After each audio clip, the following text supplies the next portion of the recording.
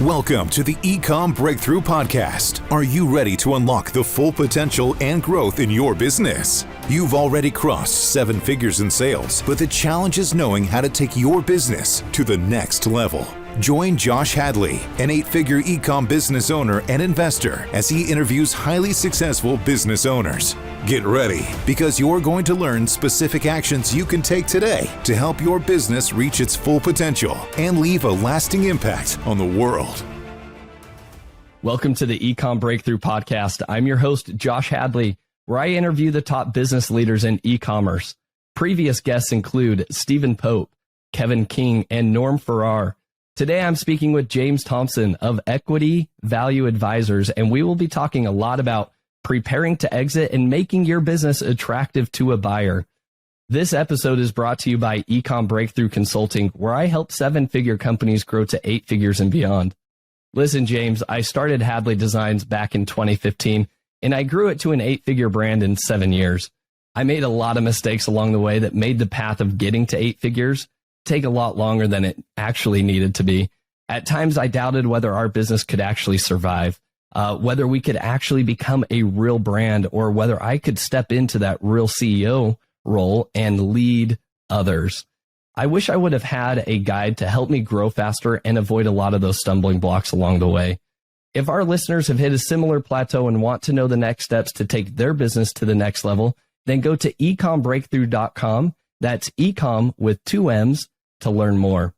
Today, I'm really excited to introduce you all to James Thomson. James is the managing partner of Equity Value Advisors, advising brand executives and investors that are seeking guidance on how to accelerate e-commerce revenues and to align e-commerce and physical retail distribution and pricing strategies. Formerly, James was the chief strategy officer at Buybox Experts, a managed services agency supporting brand executive teams selling online, as well as private equity investors evaluating brands sold on Amazon. He has also served as the business head of Amazon Services, the division of Amazon responsible for recruiting tens of thousands of sellers annually to the Amazon marketplace. He also served as the first Fulfillment by Amazon account manager. And prior to Amazon, James was a management consultant and retail banker. So with that introduction, James, welcome to the podcast. Thank you for having me today, Josh. James, you have a wealth of knowledge that I think our listeners are going to be eager to hear what you have to share with us all. But most importantly, I love what you are currently doing right now as you sit on the board of multiple e-commerce companies. You're evaluating a lot of e-commerce companies in terms of acquisitions and, investment opportunities. So, James, tell us a little bit more about your role with Equity Value Advisors and what you're doing there right now. So when I left Buybox Experts, a traditional Amazon agency, I decided that I wanted to continue to work with investors, private equity, VC companies, some angel investors that were looking to buy Amazon businesses, or at least buy businesses that had strong Amazon channel initiatives. If we think back to a couple years ago, when Amazon aggregation was a big deal and everybody was jumping in buying brands, a lot of stuff started to happen there where people were looking at brands saying, should I buy this one? Should I buy that one? But you still had the traditional VC and private equity companies in the background who were buying brands and were looking at these types of companies. But a lot of those traditional PE and VC companies stepped back when the multiples on brands got really high as aggregators were swooping in to put capital to use and buying up these different private label brands. Obviously, things have changed a little bit with the aggregators. Private equity and VC is back. They're certainly looking at brands, many of which, as I say, have this Amazon presence. Amazon is a different language compared to just about every other channel that brands might sell through. And so I've been able to apply the knowledge I have around how Amazon works, how it works in conjunction with other channels, and help evaluate not only what's right and wrong about a business, but where's there opportunity for an investor to take that business to the next level. So many of your listeners may have 7-figure brands. Some of them may have 8-figure brands. Whether you're a 7-figure, 8-figure, or even 9-figure brand today, if eventually you're looking to sell your business, yes, you need to pretty up your business and make it ready for sale. But part of that exercise is going to be around how do you make it attractive to a buyer to absorb that business into its existing portfolio? How do you help them identify where there's opportunity for them to grow the business quickly and quickly recover the cost of acquiring your business? So that's the mentality that I apply to the work that I do today, is helping investors think through where's their opportunity to pull certain levers that might not have been pulled enough up to this point, so as to be able to realize new forms of growth that traditional private label brand owners might not have been able to accomplish themselves. That's awesome. Well, James, I'm excited to dive into maybe some of those levers that you see, when somebody acquires a business. What are the levers they're able to pull to accelerate growth? But let's go back even further. I know we've had a prior conversation where we talk about how there's a lot of people that can stumble into 7-figure brands, right? You can have a husband and wife team, or maybe it's just, one guy and a couple VAs that are helping him, and they stumble into a 7-figure business, but it's very rare to stumble into an 8-figure business, right? Yes, typically you're actually building a brand and business at that point. So James, tell me about kind of your thought process of somebody that stumbles into a 7-figure brand and wants to grow it to 8 figures and beyond. What are the steps that they should be taking, and how do they start scaling things up with maybe an exit down the road? We'll talk about exit separately, but let's talk about the levers they can pull now to go to 7, 8, and 9 figures beyond. Many years ago when I was at Amazon, we were encouraged by our SVP for all of us to go and set up our own third-party seller accounts. And many of us did, in fact, do that. I had a third-party seller account with my wife and some other folks, and we were reselling different brands. And as fast as I could call companies and say, will you let me wholesale your products and then sell them on Amazon, as fast as I could do that, I could turn around and make some decent money. And I grew my business to do several $100,000 a year. It was very much a part-time initiative, but if I'd gone full-time, there were definitely enough other brands that I could have called that I could have got to $1 million a year. But at $1 million a year, I could still operate that business on my kitchen table, unloading product, repackaging it, sending it into FBA. It was all still very doable. It was a lot of manual work, a lot of Excel spreadsheets, but not necessarily that sophisticated. But it was still very doable. And certainly today, there are many folks that will start their own private label brands rather than being resellers. They'll be private label brands of their own brands. And again, opportunity to be able to grow your business fairly quickly using a lot of these not very sophisticated techniques of your kitchen table and a few Excel spreadsheets to get to the point that you're running a decent sized business.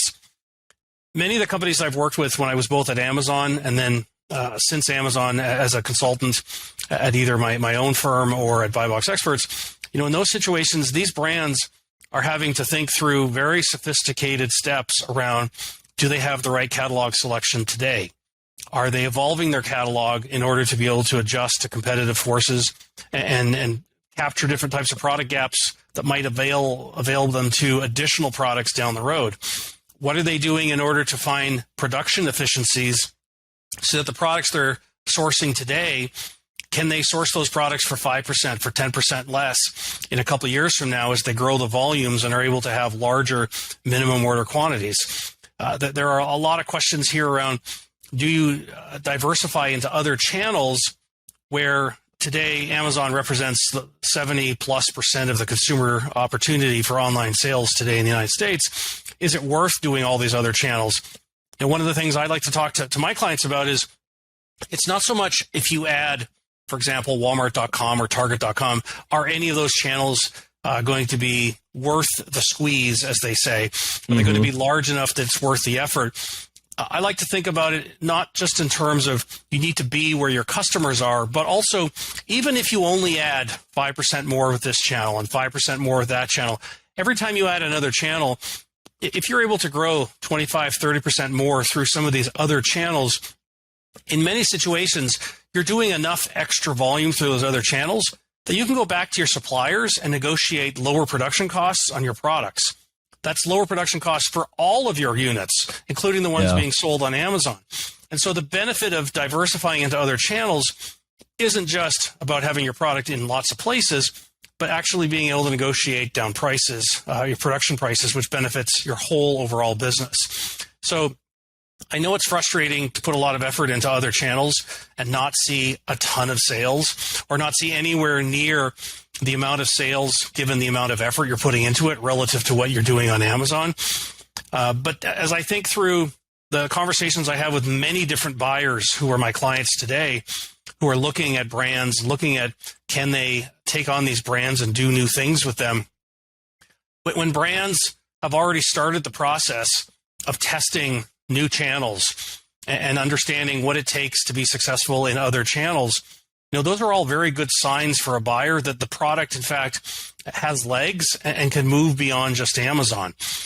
I'm going to say something a little controversial here, but for a lot of the companies that I have helped buyers acquire, there's always this question of, is there a brand here? And for brands that have historically been on Amazon only, I would question whether these are really brands. Amazon as a marketplace is a transactional marketplace. People go and they buy a unit of something. And then when they come back the next time, they may not necessarily have any brand awareness of the products they bought in the past. On the most part, they're doing unbranded search to find products. And so the opportunity for them to say, I remember that weird brand I bought last time. I think I need another one of those. That's in fact not the way that most consumers on Amazon behave. And so when we talk about, I have a brand and I'm building a brand and it's an important brand and there's brand awareness, I would challenge whether that's really the case. On the other hand, if you're taking a brand and you're actually selling it into multiple channels and you're starting to essentially own the visibility of that brand wherever consumers might be, I would argue that you're moving closer towards actually having some brand equity that you can leverage that in time may help you diversify into a meaningful DTC site, having a Shopify or a BigCommerce site of your own where you can sell your products. But when all you're doing is selling on Amazon and it's transaction after transaction, it's not clear to me that there's necessarily a brand. And it's not clear to buyers who are acquiring your brand that there's really a brand. And keep in mind that some of the sophisticated PE and VC companies that are acquiring brands today, they don't want to just buy a brand that's going to be sold on Amazon. They want brands that they can sell into other online channels, but eventually they also want to be able to sell those brands potentially into physical brick and mortar. When you go into physical brick and mortar, the retailers are going to want to see what kind of sales history you have, what kind of product reviews you have, but also how visible is your product in different types of channels. And if you can show different types of success selling over here and over here and over here, there's a lot more opportunity for you to show that you're sophisticated in the ways of distribution. I would argue that being a good distributor of your product is more important than being really good at building out the brand equity of your brand. In time, brand equity will come. People will have more experience with your product. Consumers in more channels will see your brand. But until we move away from this transactional nature of e-commerce, it's really hard to have a meaningful brand that consumers remember and keep in mind when they come back to search for a product like yours the next time they go shopping. I know there's a lot to untangle there. I've talked about a variety of different things, but it's important to recognize most of us today sell widgets. And yes, there's a UPC and a brand name and a logo on the box, but consumers who are shopping online, most of the time they're doing unbranded search. They're not necessarily thinking about, you're XYZ brand. I remember that brand. I'm going to look specifically for that brand the next time I go shopping. Now, one of the things that I help brands with, acquiring companies today think through, and certainly something for your brands to think about, one of the low-touch ways to build brand equity, or let me put this differently, one of the low-touch ways to create some sort of a meaningful experience that the consumer has with your brand so that they will actually have a higher likelihood of remembering your brand is to think through the open box experience of your brand. The number of products that I buy today on Amazon where I receive something, and yes, there's branding on the outside of the box, but there's all this lost opportunity for the brand to engage with me to help me understand how the brand fits into my life, how it's going to solve problems for me. There's a widget in the box, but there's all this lost opportunity around cross-merchandising what other types of products do you offer? How does your product get used in not necessarily one way, but 3 or 4 different ways? Think of a typical 6-sided box. But when you open the box, there might be the top label. Typically, the inside of the box is blank. There's nothing printed on the inside of the box. Yeah. On the outside of the box, there may be a URL to your website. There may be a link to your YouTube channel. But there's not a lot of there's not a lot of effective engagement with consumers to tell them your story. What is the story of your brand, and how does it fit into consumers' lives? How do you help consumers think through this piece of equipment I can use to solve this problem, or this problem, or this problem? And by the way, we have other cousins. There are other types of products that we also make that would also help you fit into your life solving this type of problem or this type of problem. Use the open box experience as a way to help consumers understand that you really are a portfolio of products that help consumers simplify their lives in whatever way it is. By the way, everything I'm saying you can do well within the Amazon terms of service. I'm not suggesting that you're directing people in weird ways to places you can't direct them, but you need to use all of that as merchandising opportunity to tell your story. Yeah, help consumers understand more about what you do. I remember buying a suitcase once on Amazon. It was a private label brand suitcase. And when I received the box, I realized the box was meant for me to engage with. I could open the box. There was all sorts of stuff printed on the inside that was actually quite interesting and relevant for me to understand how to clean my suitcase, how to store my suitcase, how I could pack it or not pack it effectively. All of these are things where I can learn more about how this product actually is going to make my life simpler. And then when you have a YouTube channel, for all sellers that are spending all this time building videos to help consumers understand the product, you got to tell people, hey, we have a YouTube channel to help you install this product, set up this product, clean this product, store this product. Watch our videos to learn more about how to get the most value out of the product versus we have a YouTube channel. Okay, that's great. But again, you're losing out on that opportunity to tell your story more in depth and to help consumers get more value out of the product, which is going to reduce return rates, which should hopefully create some level of awareness in your brand, and potentially consumers are more likely to share information about your brand with their friends and family and say, I had a good experience with that brand. Next time you need to buy a suitcase, check out this brand. You should check it out. It's actually kind of interesting and so different from what everybody else is doing today, which is I got to go source a product, I go slap my label on it, put it in a box, get it to Amazon and sell as many units of it as I can. That is not a brand.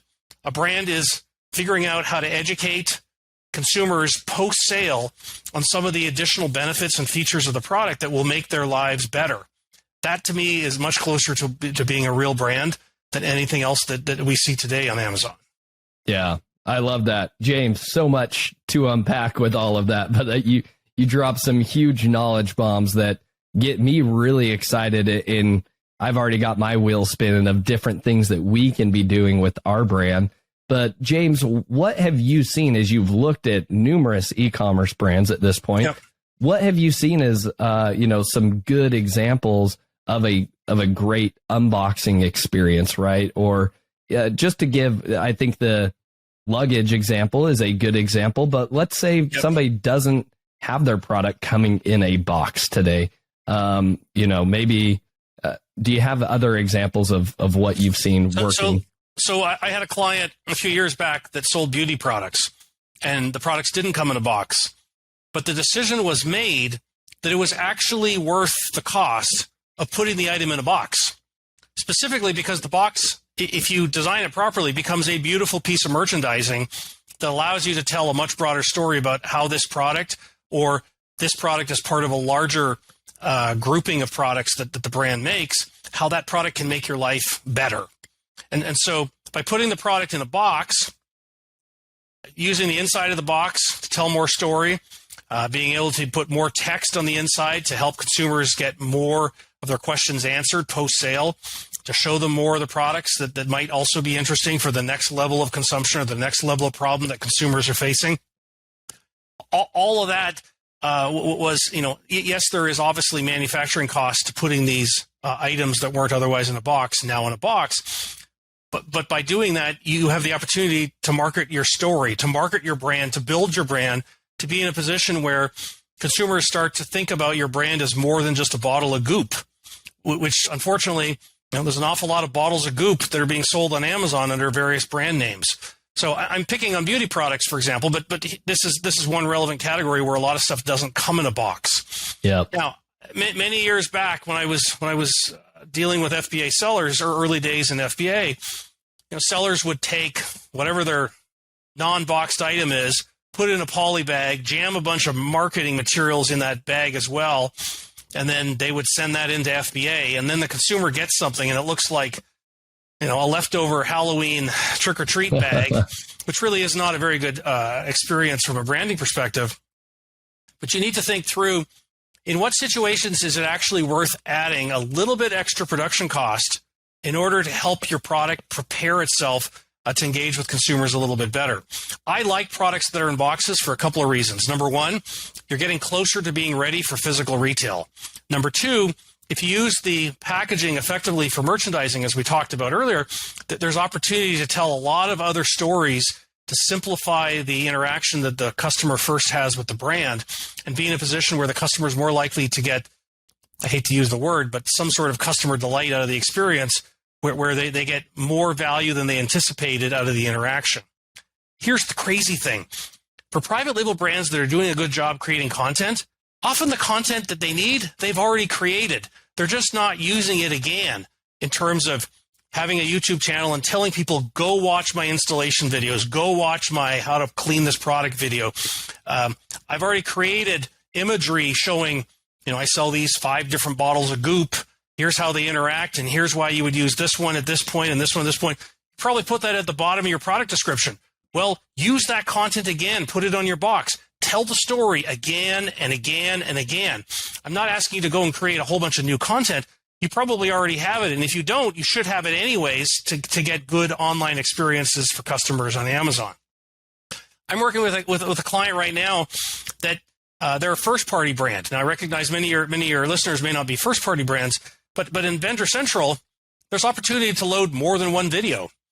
And when you can load more than one video, yeah, you can have the one video that shows your product. Here's how it interacts with your life. That's great. But you can also have a video that says, here's how you install the product. Here's how you clean the product. Here's how you store the product. Here's how you know when the product's ready to be replaced. All that kind of additional content, why not provide it to customers right up front when they're making that purchase decision? Because you're showing them that you as a brand are thinking about the long-term interaction the customer is going to have with the brand versus, I just want to sell you a bunch of widgets. So this is all part of, if you think about what a brand actually is, a brand is a set of promises that you make to a customer that the customer comes to learn that they can expect that you will regularly deliver on. And so the more promises that you make and the better a job you do at delivering on those promises, the more brand equity you build. Well, when you sell a widget in a box with no real information about what to do with the widget, even if it's seemingly apparent to customers, oh, this type of product, I know what I'm supposed to do with it. Yeah, but even if it's obvious, tell the story again. Help customers make sure that they get the most value out of that product so that they say, I remember that product did a really good job of helping me feel comfortable, confident, interacting with this product and knowing exactly what to do to get the most value. Yeah, I love that. And I can't echo that enough. I think that for a lot of brands, it even goes to like your product copy and your product images that you put together. Is it telling a meaningful story and what's in it for me, right? For the end customer, they don't necessarily care that this particular product is laminated with PET film. To them, it's like, I don't even know what PET film is, right? But what they do know is that, hey, I want this to be durable so that my kids can interact with this product without ripping it or damaging it, right? And so it's displaying, how is this product going to serve this customer, right? And then your overall brand story should be, communicating to how you're serving that customer. And I love your strategies and your thoughts with how do you showcase additional products to help serve the customers in other areas of their life. I think that is so, so important. On that note, James, I mean, we talked a lot about different strategies that people can be implementing to move from 7 figures to 8 figures and beyond. You talked about production efficiencies. We talked about creating new products. We talked about getting more distribution into new channels. Of all of those things, each of those are fairly large to tackle on their own. If somebody just crossed that 7-figure mark, what would be like your actionable advice for them to say, hey, this is what I would do first, second, third? So the first thing I would do, we actually haven't talked about yet. The first thing I would do is I would start to delegate tasks to people and clear up your plate so you can spend more of your time thinking about how to go and source better products, how to do more research to find those product gaps in your catalog that you can start to fill, how to start thinking about new channels that you might expand into. When I think of the day-to-day activities of what it takes to run an Amazon business, there's an awful lot of stuff that, quite frankly, we don't really like doing. You got to check reports. You got to check Seller Central. You got to check your inventory. You probably got to talk to your 3PL if you've got one that's bringing products in from overseas. There's a lot of activities that need to be looked at. And I didn't even talk about, you got to file 20 seller support tickets today. All that kind of stuff. You need to be saying to yourself, even though I think I can do this better than anybody else in the world, the reality is there's only so many hours in the day. You need to go hire a VA or outsource this to a trusted colleague who, it may, of course, it's going to cost you money, but the money that you spend to have somebody do a lot of these repetitive tasks or tasks that you don't really like doing, that frees you up to do much higher value added stuff to drive your overall business. If you've got more time to be doing new product research and thinking through, okay, where's there opportunity for me to potentially expand my product line? Where do I need to start thinking about culling out some of the products in my products? Because quite frankly, not all this stuff has turned out to be gold. You've got to have time to think through those bigger questions. And the only way to do that is to start outsourcing some of the mundane that comes with running an Amazon business.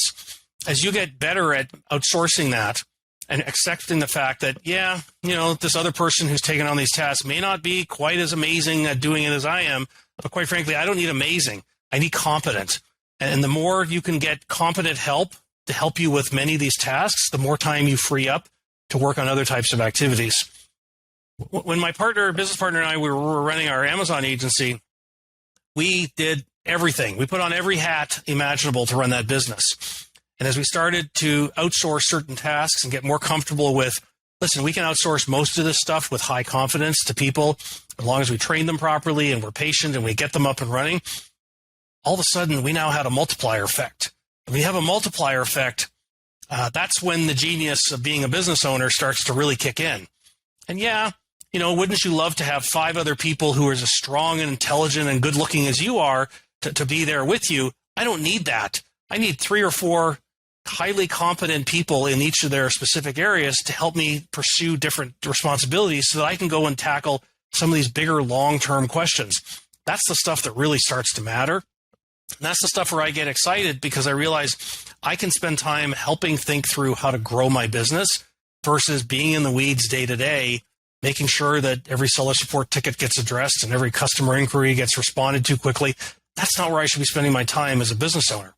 Yeah, it's good to touch bases and check in every so often on those things. But if you're doing that all day, all night, trying to make ends meet with your business, I would rather have a little bit less margin, but have more time to think about the bigger issues, like what products do I need? What channels do I need? Do I need to go and get some outside funding to help accelerate the growth? Those are the big, complicated questions that you as a business owner need to be thinking about if you have any intention on going from being a 7-figure to an 8-figure seller. Yeah. James, I echo everything that you talked about there. I think that so many people initially get so worried about like, oh, this person's going to cost X amount of money, or they can't do it as well as I can. And frankly, it's just a natural path of any leader that you need to overcome and you need to get through and you need to learn how to delegate.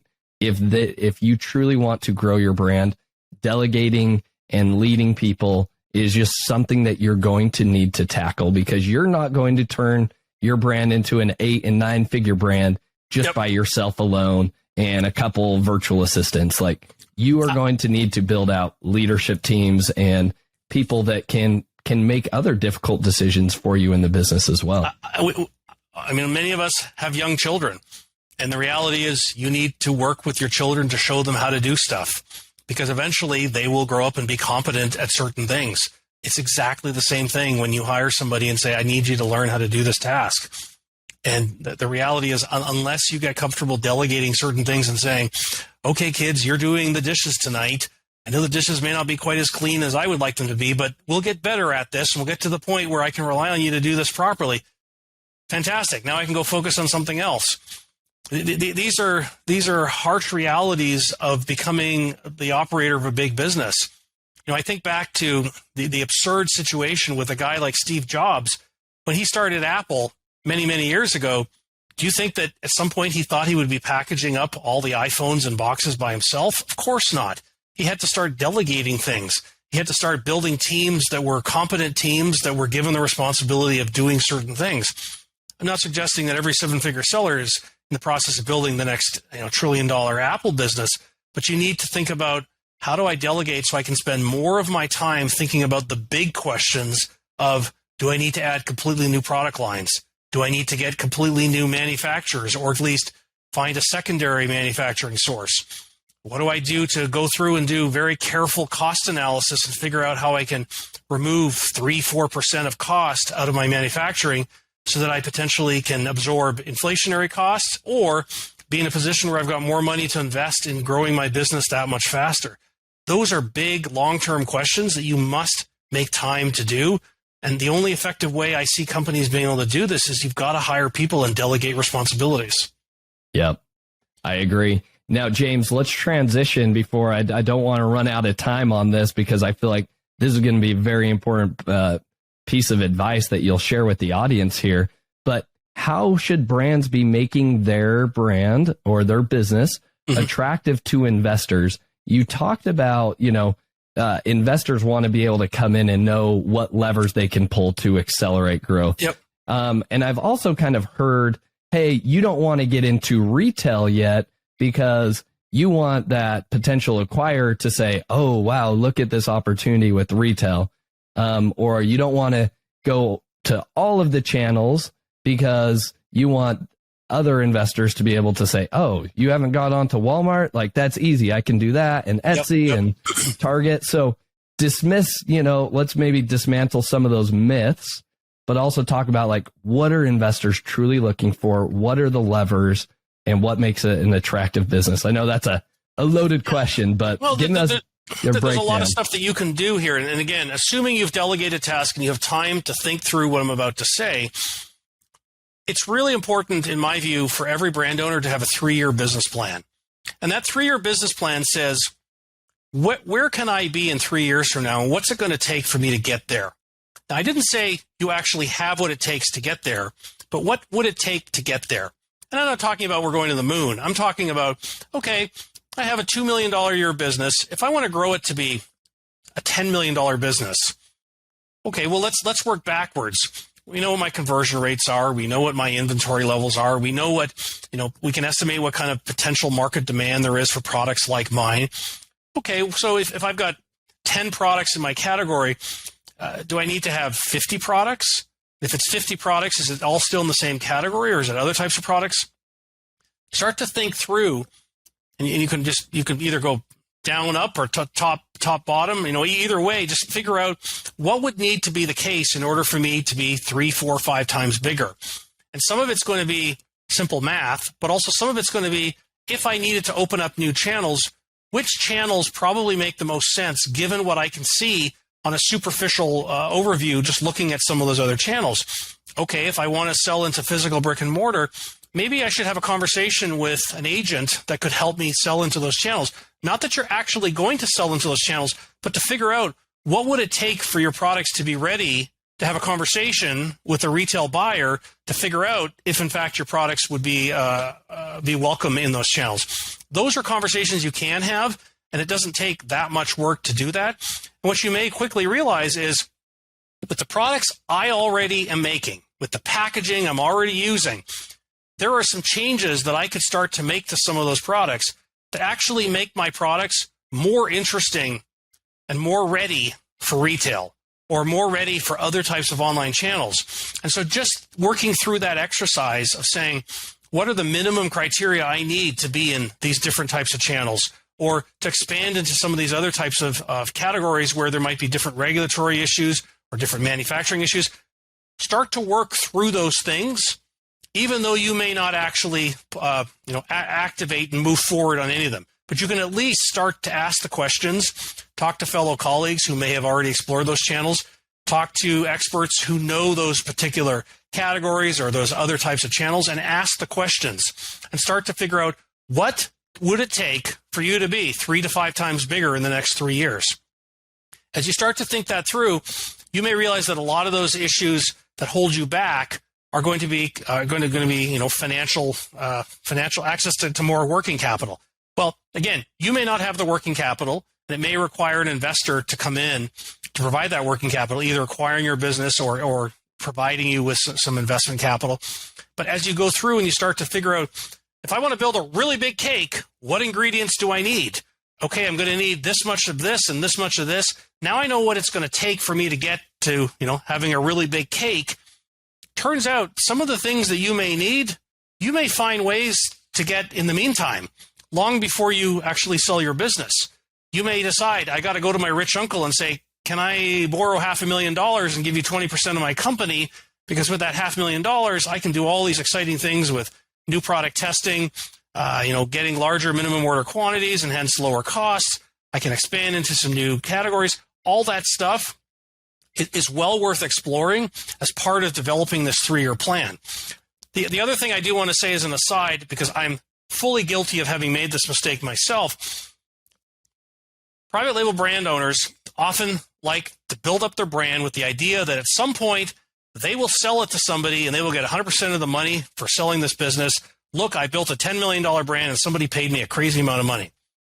I would much rather be the owner of part of a much bigger pie than the full owner of a pie that I built by myself, but quite frankly, never got to be as big as it could have been. And so the idea of taking capital from somebody else, selling off a piece of your business to get more working capital, that shouldn't be looked at as an evil. In fact, with the right kind of partner, with the right kind of terms, it's something that you should definitely be looking at seriously and saying, could I accelerate my business considerably if I had $500,000 more working capital, $1 million more working capital? And you don't have to take it on as debt. Maybe you do, maybe you don't, but you could also take it on as equity. And those are conversations that are well worth having. And those are long-term conversations that, again, you can only have if you've got time to start thinking about the strategic nature of where your business could be in 3 years and what key ingredients you're going to need to get yourself there. Yeah.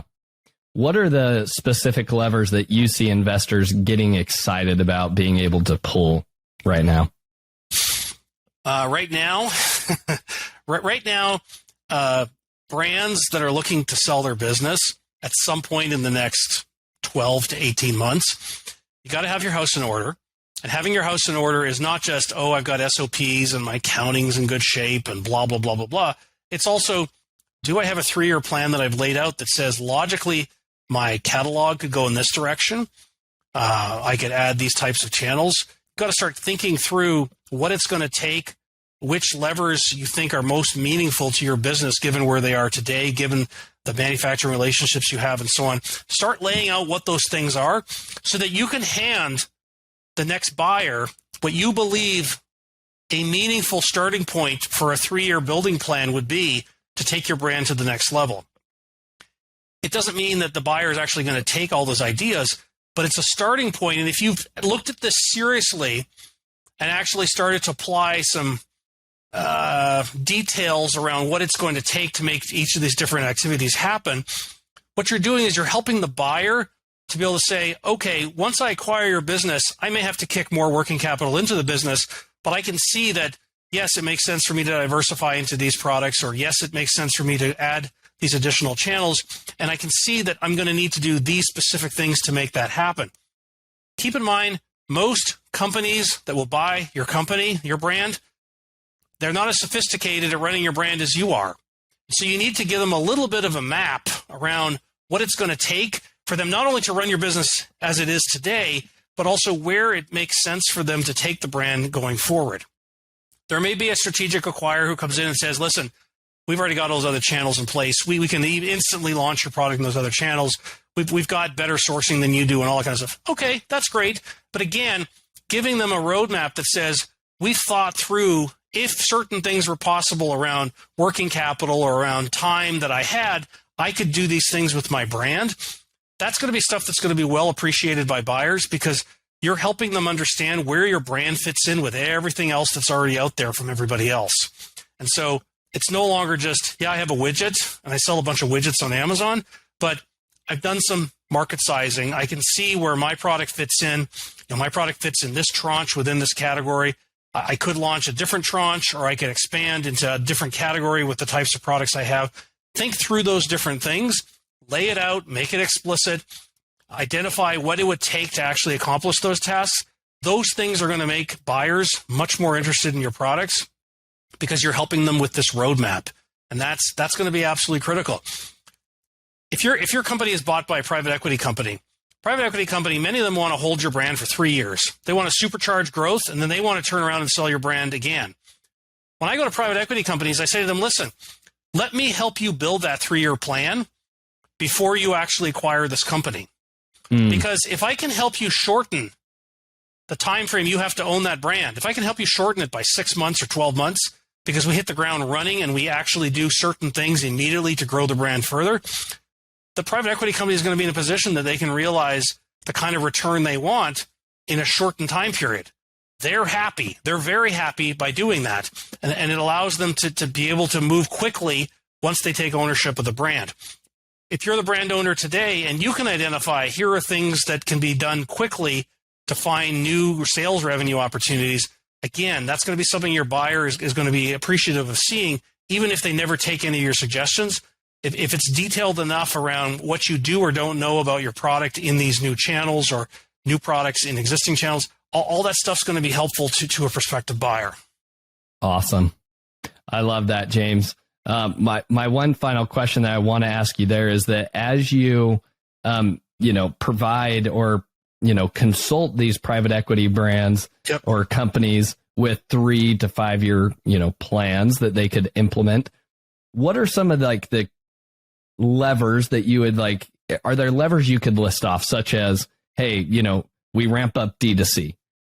We start doing more external advertising or working with influencers, or is it, retail? Is there kind of a list, maybe a checklist we could go down for brand owners just to start mulling over in their mind as they start to consider building out a 3 to 5 year plan for their business of here's a list of a bunch of different levers that I've seen other brands be able to pull. And when private equity has acquired them, they did pull these levers. We saw great success. Then they were able to turn around and do what they wanted to those brands. Any there's a lot of stuff we can go through, but stuff that brands often overlook as they prepare themselves for sale. You should absolutely know what kind of repeat purchase behavior or subscribe and save behavior you have from your customer base. If it's low and your product is, for example, a consumable, we don't expect consumables to have low repeat purchase behavior. What are you doing in order to help consumers re-engage with you? Do you have to start using some of these Amazon email tools, or do you have to invest in Amazon DSP, which can be an expensive endeavor initially, but one that helps you to go back to existing customers and get them to come back and buy your products? You want to see brands that have decent repeat purchase behavior. If they're non-consumable products, then you want to start asking the question, what are you doing to merchandise the other types of products in your catalog to get consumers thinking about, oh, when I have this type of problem, I should be thinking about your brand to help me with this and this and this. These are all questions that I think are useful to go through. Whether you're going to sell your brand or not, you've got to be asking, am I in fact lowering my total cost of acquisition and cost of reacquisition, repurchase, second purchase, third purchase? So looking at subscribe and save, looking at repeat purchase behavior and tracking that over time and asking yourself the question, what could I be doing? What should I be doing to drive a lower cost of acquisition, and getting customers to come back over and over again. Those problems cannot be solved overnight, but you need to be thinking explicitly about what it's going to take for you to get consumers to start to re-engage with your brand. And that's a very useful exercise, and one that if you do eventually sell your brand, being able to showcase that as part of the broker deck that you put in front of prospective buyers, that's something that buyers respond very positively to, because they see that you're actually building some level of customer brand awareness and re-engagement. That's going to differentiate you from every other so-called brand on Amazon that's basically nothing more than a logo and some UPC codes. So I like repeat purchase. I'm looking at that. I also like being in a situation where, as you prepare eventually to sell, most brands are going to have to write down all their standard operating procedures. Turns out most brands don't actually use the standard operating procedures they think they're using. And so just the exercise of documenting this and putting things down on paper and realizing, wait a minute, why do I do it that way? Wait a minute, couldn't I outsource this to another VA or to another person that I have supporting my team? I'm not actually thinking about this effectively. So as you start to document what you're doing, you'll realize this is absurd. Why am I doing this? Oh, by the way, what am I missing out on that I should be also monitoring? Oh, okay, that needs to be part of my standard operating procedure, not just on paper, but actually as part of my day-to-day exercise. One of the tasks that we took on with some of our clients a few years back that, as simple as it may sound, but as powerful as it turned out to be, is lay out what needs to be done on a daily basis, on a weekly basis, on a quarterly basis, on a yearly basis, and then what needs to be done based on certain trigger points along the way. Write that stuff all down. Know exactly what needs to be done. A lot of it can be outsourced to somebody else, but unless it's documented and unless you're tracking to make sure that it's actually been done, you're going to wake up one day and the house is on fire and you don't understand why, because nobody's been monitoring certain things. So again, the exercise of going through and documenting what should be the standard operating procedure, who's responsible for taking on those tasks, and are they actually being done the way you think they're being done, you will find a lot of pimples on your business, because you'll discover that you're not actually doing the things you think you're supposed to be doing, and that will hold you back from future growth. Makes a lot of sense. James, this has been amazing. I have certainly enjoyed this conversation. I have about 1 million ideas running through my mind right now, and I love the knowledge that you've shared. You have such expertise in evaluating other businesses and determining whether they're primed to, be acquired or not, and seeing future growth for them. And so I hope our listeners have been able to take away some golden nuggets here today. Before we wrap up with my final 3 questions I like to ask every guest, I love to leave the audience with 3 actionable takeaways from each episode. Here are the 3 takeaways that I noted, James. Let me know if I'm missing something. Please. So, number 1, I would say the first step, if you have just kind of stumbled into a 7-figure business and you don't really have a team more than maybe a few VAs or things like that, you need to start building out your team and delegating responsibility. Goes back to exactly what James just talked about, is developing those SOPs and then start getting really good at hiring and identifying good talent and start bringing people in. You've got to learn through experience how to lead. And that's something that I had to go through as a leader myself. I made a lot of mistakes when hiring certain people. And from that, I've been able to better refine our hiring process, the way that we train and we onboard team members, to where we can put somebody in. And like you mentioned, like with your kids, you have them doing the dishes, right? And it might not be done correctly the first time, but you have a process to teach them, and you know that you can get them to the level of cleanliness that you need them to be at down the road. So that would be action item number 1. Yep. Action item number 2 is you need to think about that brand equity starting today. We talked about this. There's so many different levers you can pull when it comes to brand equity. We most recently just talked about, what is your repeat purchase rate? Like, what are you doing to tell your story, to bring customers back, to have them fall in love with your brand? what are you doing with that the product unboxing experience? Yep. James, I think that was a big mindset shift for myself of maybe it is worth the extra cost to add a box onto your package so that you're able to tell that brand story more fully. And that allows you to market additional products or help them get introduced to your YouTube channel. That's not just, hey, subscribe to our YouTube channel. It's, hey, here are these videos to help you gain more benefit from this product, right? And so last but not least, I would say is if you don't already have this in place, make sure you've created a 3 to 5 year business plan for your business. 3 years is enough. 3 years is enough. 5 years is so far into the future.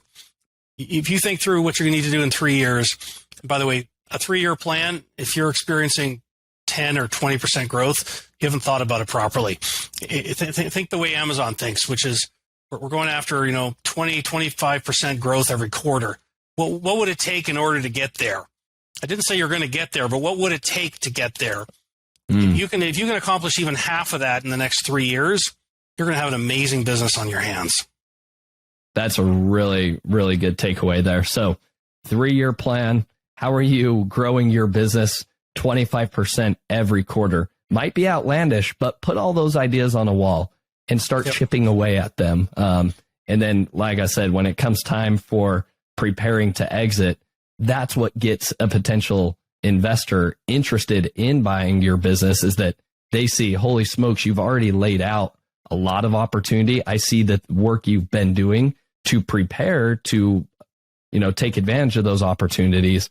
Let's reinvest the capital or the expertise that we have that we can bring to the table and help go to the moon. Does that sum things up, James, or am I missing anything? If that's all you do, you're better off than you were at the beginning of today's discussion. Awesome. I love that, James. All right, let's go through these last 3 questions. What has been the most influential book that you've read and why? As an entrepreneur, what is this partly about? Part of it is having flexibility, but part of it is also making money that allows me to have the flexibility to do future things. There is a book that I read recently that is really changed the way I think about the world. It's a book by a guy called Bill Perkins. The book's called Die with Zero. It's a book about how do you manage your money going forward so that you don't end up dying with a whole bunch of money. You should be making good money, but also spending money on yourself, creating, what we call memory dividends. So how do you enjoy your money in a way that you create experiences for you and your family so that you're not just a 90-year-old man on a deathbed saying, I wish I'd done this, I wish I'd done that. Spend some of your money and enjoy life along the way. Yes, you have to be responsible, but there's no point being a successful entrepreneur to just keep saving money for some rainy day that you never get to experience because you're too old or weak to actually ever enjoy it. This is a concept that our society says, save your money, save your money, save your money. Yep, saving's good, but it's also important to remember you've got to spend money to enjoy life. And if you enjoy life along the way, whether that means you take your 2 weeks of holiday a year and you actually do something meaningful, or you do a bunch of little things along the way to make your life simpler, don't be shy to spend money to make your life enjoyable along the way. That would be my most interesting book. I love that. That sounds very interesting, and very interesting thoughts to, I think, consider in that book. So thanks for sharing that. What's your favorite software, maybe a new tool that you've discovered that you think people should be using? So I get the opportunity to see a lot of new tools as entrepreneurs come to me and say, I'm doing this, I'm doing that. What do you think? I've seen some, I saw this one tool called Visit, V-I-Z-I-T, which is a tool that allows you to optimize your images in a way that actually looks at customer conversion. And it's much more sophisticated than just a simple A/B test. It's actually looking at heat maps on the image and figuring out what content needs to be in the image in order to get certain levels of engagement. I was very, very impressed by that tool. I have no financial interest in saying what I've just said about that company. I was just very, very impressed by the tool. I do work with one company called Logi.ai. They do influencer marketing. I've been very impressed by what they do, specifically because PPC costs on Amazon keep skyrocketing year after year. At some point, companies need to think about, how do you play the game differently? How do you drive traffic to your listings in a way that everybody else isn't necessarily thinking about? And I think that in the next 2 to 3 years, we're going to see a huge increase in influencer marketing traffic, where Amazon rewards brands for bringing traffic from outside Amazon to Amazon. And you want to do that in a very high conversion manner. And so if you can find the right influencer marketing folks who understand how to communicate the benefits of your product to consumers outside of Amazon and then drive them to Amazon, that becomes a new way to play the game, and often one that financially is much more rewarding than simply investing more and more of dollars into Amazon PPC. So those would be the two companies that I've seen that I really like what they're doing, and I'm going to continue to monitor what they're doing. Logi.ai. How do you spell that? LOGIE.ai. All right. And then Visit is VIZIT.com. A real quick follow-up question on that Logi.ai, because I think that's a fascinating concept of 3 years, a lot of people, the outside traffic becoming more and more important. Yep. The debate is, do you send that to your own D2C website, or do you keep doubling down on Amazon? And if you're trying to, create a brand, right, that you want to exit, is it better to be saying, hey, look at this, I'm driving traffic to my own Shopify store, for example, or do we keep feeding the Amazon beast? What's your perspective on that? Well, you can have your cake and eat it on this one, actually. Let's say you are driving it to your own DTC site. Your own DTC site can have 2 shopping carts. It can have buy here or buy on Amazon, and you click off to Amazon, and you can actually make your own DTC site an affiliate and get affiliate revenue for driving it to Amazon. Again, make life easy for consumers to buy where they want to buy. So if you drive influencer marketing traffic to your own website, or if you drive it to Amazon, there are benefits either way. In most situations, private label brands on Amazon will never, ever get anywhere near the amount of traffic on their DTC site that they will get on Amazon. And what we're seeing is that external traffic to Amazon is much more rewarding than similar levels of traffic that's gained through PPC, which is essentially just regurgitating traffic that's already on Amazon. Mm-hmm. So to some degree, I actually prefer the model that says keep feeding the Amazon beast, because there's 1,000 times more traffic on Amazon. And if you can create yourself just enough advantage on Amazon to get first page organic search, you're going to be in a much better position to win big dividends by being a big player on Amazon than being the biggest player in the world on your own website. Interesting. Again, I love that. If you decide, no, I really do have to send it to my own website, okay, but give customers the option by having those 2 shopping carts so that consumers can say, you know what, I've never bought on your website. I'm not really sure what this purchase experience is going to be like, but I know that if I buy it on Amazon, it's Prime. If I have a problem with returns, no problem. You got my credit card information already. Give customers that second option. Either way, you're going to have high converting traffic going to either your website or to your Amazon product listings. Both of those are good for your brand long term. Awesome. Love your perspective there, James. Thanks. All right, last question. Who is somebody that you admire or respect the most in the e-commerce space that other people should be paying attention to? Well, I had the benefit many years ago when I was running the Prosper Show to meet a gentleman called Rick Cesari. And Rick was the marketing genius behind many of the products that we know from the 80s and 90s, like the George Foreman grill, the Clarisonic toothbrush. He was the guy that was figuring out how do you essentially use TV infomercials to help consumers understand what a product's all about. Well, the TV infomercial concept has simply reinvented itself and is now on Amazon with different types of live TV and extensive videos and all this other types of engagement with consumers. But it all comes back to the same basic concepts, which is understand your target audience, understand what problem you're trying to solve for them, and get them excited emotionally about what your product can do for them. Rick Cesari, when he came to speak at Prosper, and this is now 5 years ago, I remember people at the back of the room where I was standing coming up to me and saying, oh my gosh, I've never thought of it this way. What he's saying all makes so much sense. that you need to engage with your target audience and help them understand what it is that they're going to be able to do with your product. I mean, let's be honest. This is really marketing 101 or 102 applied in a absolutely crystal clean way. Rick Cesari's written some books. He runs an agency. He does amazing stuff for startup brands. He doesn't know that I'm saying this about him, but you know what he does needs to be applied to every private label brand today. One of the most irritating things that I have ever been told working with private label brands is that they all have some secret sauce. The reality is, if you know marketing 101, marketing 102, marketing 201, whatever, about the basics of what's your segment, how do you target them, how do you position your product to that target audience, that is ultimately what this is all about. If you're building a brand, you've got to understand the basics of marketing. And you've got to understand not only how to help people understand what you're going to do to make their life easier, but if you can do it in a way that they get emotionally connected to you, now you have brand equity. And that's really what this is all about. So think about, how do you apply the basics of marketing? How do you engage consumers at an emotional level? How do you show them how you solve problems? That's what Rick Cesari showed all the attendees at Prosper Show many years back. And I think about it regularly because, quite frankly, what we're trying to do today has already been done in the past in other types of channels and other types of settings, but it's the same concepts being applied. And we as responsible private label brand owners, we need to be thinking about what are the basics that we need to put into every single product that we launch on Amazon. It's not about I need a pretty package and I need a bunch of PPC.